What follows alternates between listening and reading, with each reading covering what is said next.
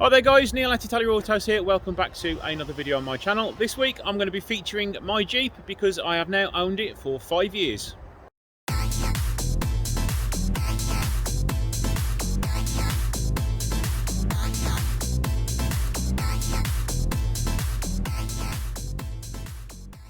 So the Jeep's never actually had its own video on the channel, so I thought now's about time. We'll give you a little glimpse over what my daily drive is.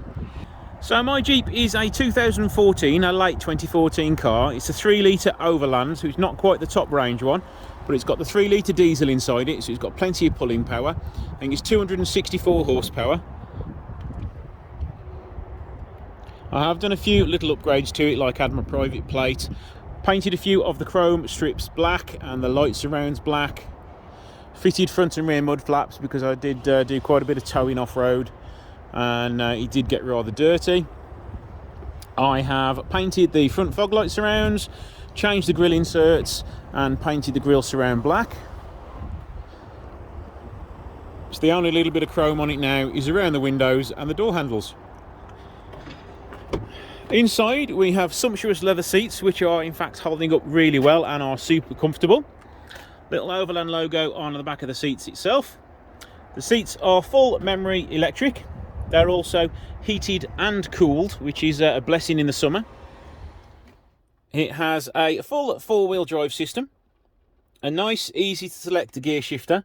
Now a few people have moaned about it, saying it's a little bit awkward to select when the vehicles came out, and unfortunately that Star Trek actor did manage to kill himself by leaving it in drive and it crushed him. But I've never had any problems with it at all. Sometimes it's a little bit awkward to select gears because sometimes you'll overstep it, but I've been driving it for 5 years now and I'm perfectly used to it and don't have any issues with it at all. It doesn't have a normal handbrake. It has a foot release handbrake right the way down there, which you push to engage and then push to release. Most of the buttons for the heated seat and climate control are all within the car's settings. The heated steering wheel is absolutely amazing to have, and the seat heating is very good as well. We've got all your normal media, USB, it connects via Bluetooth and all your normal jazzy things. It's got DAB radio, which works pretty well. It's got a part digital dash, which I've just serviced it, so it's shown a nice lovely service. The fuel, the temperature and the revs are still manual. We've got a full glass sunroof. It does actually open as well, and there's a blind on it covering it if you want to get it all covered up. Lovely little sunglass holder which comes in very handy. A huge and practical glove box where you can store all your service history in there as well out the way. 2 reasonably sized cup holders. The back one is a little bit smaller, so you can get like a normal Costa coffee cup in both of those without any issues at all. Door bins, you can also get a large bottle of water in there and a little bit of storage for your rags and your little bits and bobs to keep the car dust free. Huge amounts of room in the rear, plenty of room in the back. I have got tons of room, headroom, plenty of it. It's a cracking little place for my children to sit because one's 6 foot tall, so she does need lots of space. The tailgate is fully electric. Now the boot itself is actually pretty huge. In the past I have managed to get a full-size pallet in there with an engine on it, with the seats down of course, and it does fit pretty well. It does unfortunately have some dog hairs in it because my Labrador is rather hairy. The cover comes in handy because it does hide everything up a little bit. Fitted a tow bar to it as soon as I had the car because obviously it was going to be a towing vehicle, and that was quite expensive. It was about £200 for the tow bar itself and then about £400 for the wiring loom, which was sort of plug and play. The alloy wheels have also upgraded. I fitted the Summit wheels. They are normally like chrome, but I did get these painted black and I do think it really sets the car off quite nicely. A little bit further on in the video I will show you a few bits and bobs that I did to service it and showing you how easy it is. You don't actually have to get it on the ramp because it's got air suspension. You just set it to its highest off-road setting and there's sufficient room for you to climb underneath it. Under the bonnet we have a Mercedes derived 3-litre V6 engine. and it has been absolutely perfect for me. Other than servicing it, it has not cost me a penny.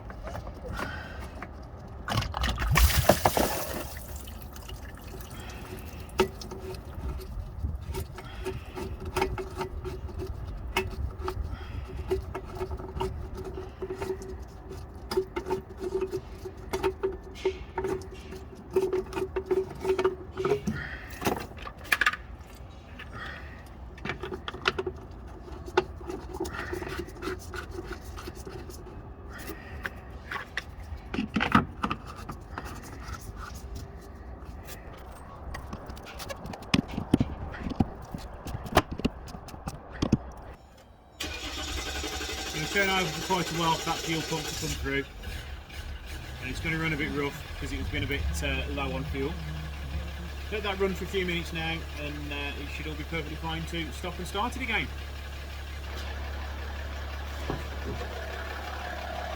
Just going to let the engine warm up now before I change the oil, but I do need to change the air filter, which is just located there, which is very easy to do.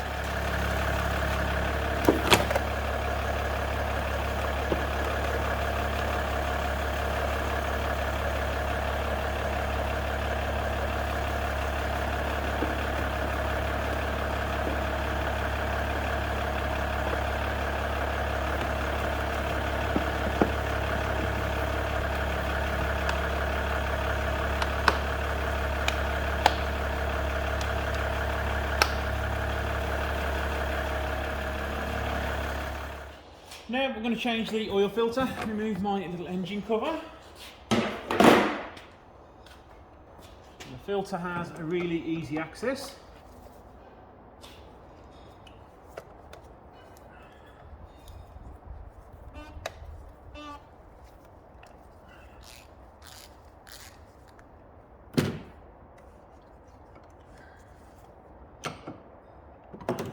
What I'm going to do is just remove this so I can get the oil filter out without making loads of mess.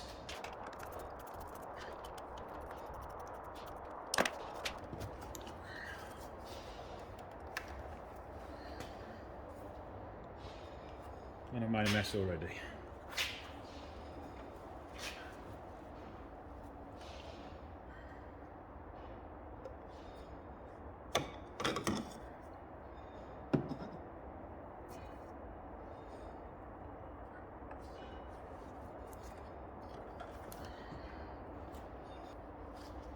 New oil filter in.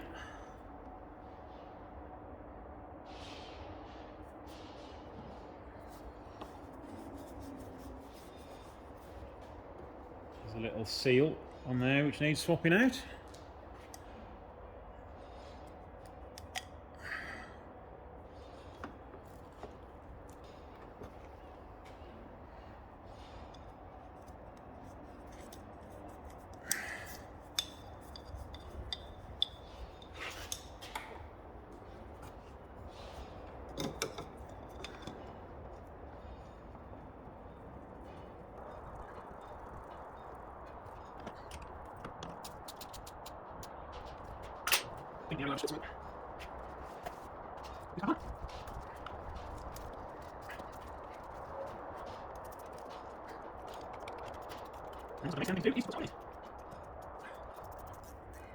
And these are really easy to service. Even the pollen filter, which I'm not changing this year, is really easy to change. It's just underneath sort of the driver's feet. And it takes about 2 seconds to change it. Right, oil is all drained out. I think it takes about 8 litres to fill it back up again. So it's actually quite a lot because it's a big 3 litre V6 engine. I only use the best oil in it, and that's all I've ever done in it, is use the Petronas Synthium oil in it. So let's try and get this in here without making too much of a mess, which I've already done.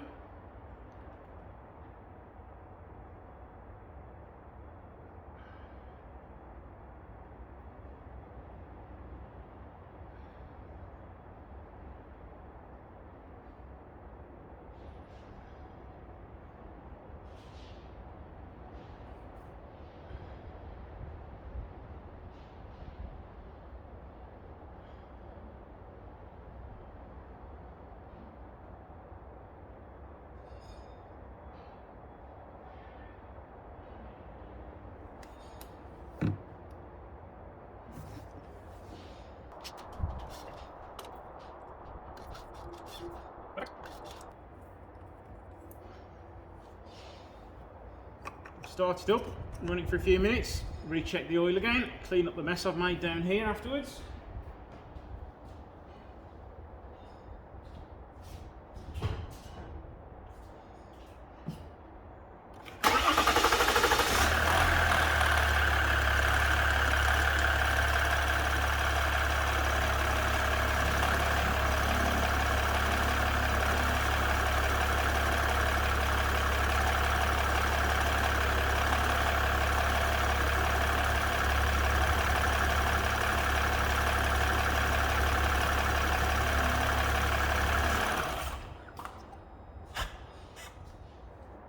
Now that's had a few minutes to run and a little bit of time for the oil to settle. Recheck the oil level.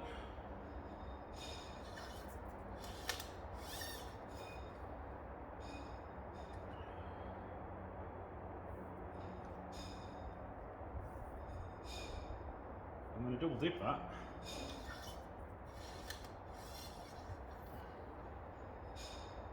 Needs a little bit more oil in it now, which is as expected.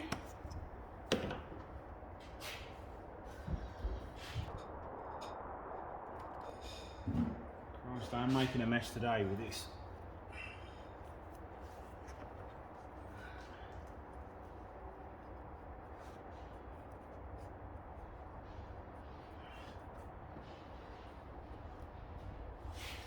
Check again. There you go, to maximum. Lid on.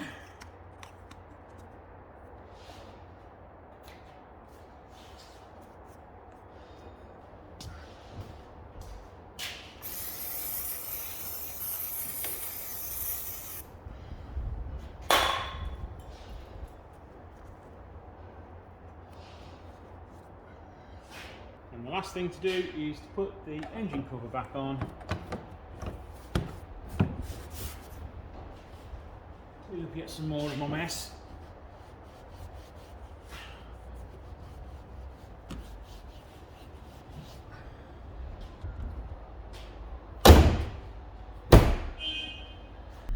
Oil life has been reset. Dead simple to do. You don't even need to plug a laptop into it. All you need to do is put the ignition on to run without starting the engine, push the accelerator 10 times slowly, turn off the ignition, put your foot on the brake and start the car, and the service light will reset. This is normally the only view you've really had of the Jeep as I've been collecting cars for different videos, so it's been nice to feature this one on the channel. Now, the way it drives absolutely amazing. It has the air suspension, as I've just said, so it just glides along the road. When I originally decided to buy this, I was looking at the BMWs, the Mercedes, the Audis, and this was about £15,000 less and had more kit. So at the end of the day, I went for this because it's something you don't see on the road every day. It's quite good looking, it's quite rugged as well, so it's quite tough, and it does hold up well to a lot of the abuse I've had to give it over the years, towing lots of cars. But the way it drives is absolutely phenomenal. But I have been thinking, now it's been 5 years I've been owning it and it's been totally trouble free. Do I sell it this year and get something else? I have been looking at some other cars. I've been looking again at the new generation Audis, the new generation Mercedes, BMWs and Land Rovers, which I've never thought I'd ever look at, and I have been quite keen on one of those. Still not decided on what exactly or when I'm going to do it, but I do think 2022 is the year I sell my Jeep. So yeah, I've owned this car for 5 years. The only things I've had to change on it other than service work is I've had to change a brake light, a headlight xenon bulb, and the battery I had to change last month. That's it. Mechanical failures, 0. Reliability, 100%. It's never ever let me down, and I would gladly have another one in a heartbeat. There is a new one coming out later this year, but I'm not sold on it yet until I see it in the flesh, so you never know, I might have a new Jeep, you never know. So thank you guys for watching. Hopefully you have enjoyed seeing what my daily driver is. Don't forget to like, share and subscribe. I've also got Patreon and a new channel membership, so please head over there and join up and get early access to videos, extra content in videos and lots of other stuff which I can hopefully give you over the next few months. So thank you guys, and I'll see you in the next one.